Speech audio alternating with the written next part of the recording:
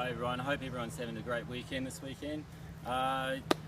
Obviously my big three, my sweat for their tears, is a really big thing for me. It's really important that the messages that I get across to people in relation to these events, a lot of things that I post on helping people get through what they're getting through, you know, in different stages of life. We're all going to have ups and downs. Some of us, we bring these things from our past.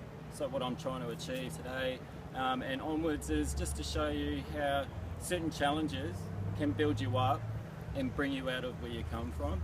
A lot of these challenges, which I love about it, is that we control the outcome. We get our confidence back because we build ourselves back up from whatever held us back in our past. We may have suffered from the hands of others, we may have been pushed back through certain life events, and these things still hang over us. And so what I'm trying to do is just saying to you, there's certain things that come up, there's events on everywhere in the world, in your suburb, in the next town, in the next state, wherever they are. There's something you can do to challenge yourself that will get you back your confidence and get you back your self-worth. Now there's certain things that I've done in the past events. One which comes to mind is the Noble Fitness Aggresion Session #2.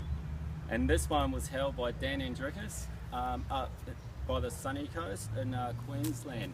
So the main thing for Dan as our elite man that we have, our head ass kicker, as he was quite rightly named, was to make sure that we felt pressure and we felt like we could not achieve these tasks that he set up. Now each task that we did not pass, and there was a few, there's between 8 to maybe 12, if I may be wrong or right, that we had to pass. Now for each one that we did not pass, we had a penalty. We had to throw a tyre over a rope suspended over 3 metres. And I'll get into a few things. There's 2 finishes that came to my mind, and personally one of my own that came to mind. So Dan's main thing was to get inside our heads. Now this is what I feel, what Dan's main initiative was despite what people were saying, despite of the elements and the environment against us, we could find it within ourselves to push ourselves through, and we could achieve it. And after that achievement, we realised how much more self-worth we gained from it and how much we succeeded. You know, we were pushed down, we were pulled back. Dan would say things like the night before, he sent everyone a message. He said, right, hey guys, I hope no one sleeps well tonight. You're up for a 12-hour challenge, and I hope you all don't sleep tomorrow. And that we came into it weak and minded. Now before you go hating on Dan, he had a great reason why he was doing that.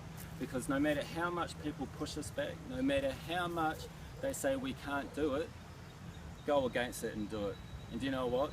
There was individual challenges, there was team challenges, and we all worked together. And whether it was individually or as a team, we actually finished the day and we got through it. Now I didn't originally know a lot of these people, and I was actually quite nervous because I was going to do an event where I didn't know anyone.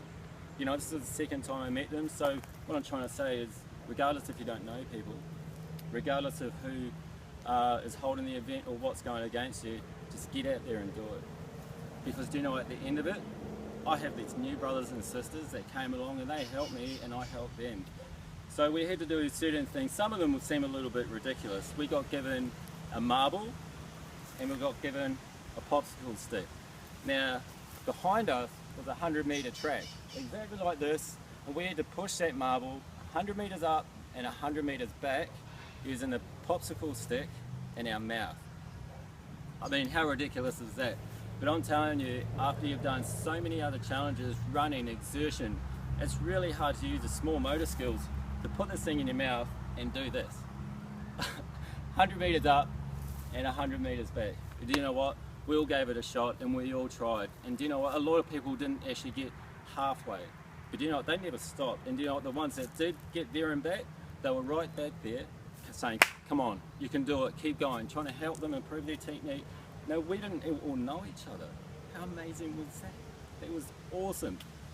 So we all got through it. Now, another post that Dan put out, he said that if we don't finish our challenges and if we don't finish our penalty challenge, at the end of it, that he would take the patch that he was going to give to each and every person who succeeded. He was going to burn this in front of everyone in a ceremonial fire burning session. Now for those that did achieve it, they got given their patch, but for those who didn't, sobbing in tears, we could all imagine he'd burn it right in front of him. Nasty, I know, but you got to remember there was a reason behind the mayhem. He actually wanted us to work as a team. He wanted us to get together and push ourselves, and regardless of what he was saying the whole time, he was just on our backs, and we couldn't actually talk to Dan. And at the start he's gone around feeling our packs and we can't say a word, or that's a penalty. And he's going around, he's feeling my pack, and he's obviously we don't have cell phones or anything, and he feels my pack. I can't talk to him, and he's feeling my pack, and he goes, "Is that a cell phone in your bag?" I said, "No, of course it's not a cell phone." He goes, "Penalty. Can't talk to the head ass kicker." I was gutted, but I'll let you understand that this is the way it was going to work. He was going to test you and he was going to push you. You know, we had a challenge. We had to remember a tongue twister. Peter Piper picked a peck of pickled peppers. A peck of pickled peppers Peter Piper picked. If Peter Piper picked a peck of pickled peppers, where's the peppers that Peter Piper picked? Let me know how that goes, Ilka. You got me on the first one and that was it. So I tried my hardest and we all got that. Now the two big finishes that I noticed that came to light for me was we had a tyre throw. Now we had we had a line and we had 4 pegs set up, and all pegs were set further and further apart. Now for each tyre we had to have a tyre, and behind that line we had to throw a tyre onto the peg.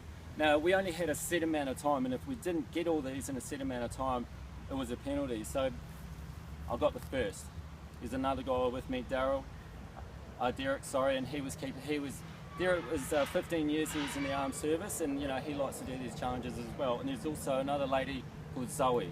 Zoe is about here, but she has a fighting spirit that is up here. She's an amazing person, and I'll tell you, she kept up with us. We were throwing the tyres, 1, 2, 3, 4, but for every time you got one, you have to run 100 metres to a dam, you have to swim across the dam, run around the dam, come back and do the next one. So with only 7 minutes left, I get up to the last one. Everyone starts going 7 minutes, it's not going to happen, so they start dropping off. And for all the love of my heart, I just kept throwing, and eventually it bounced over. And I had about 5 minutes left.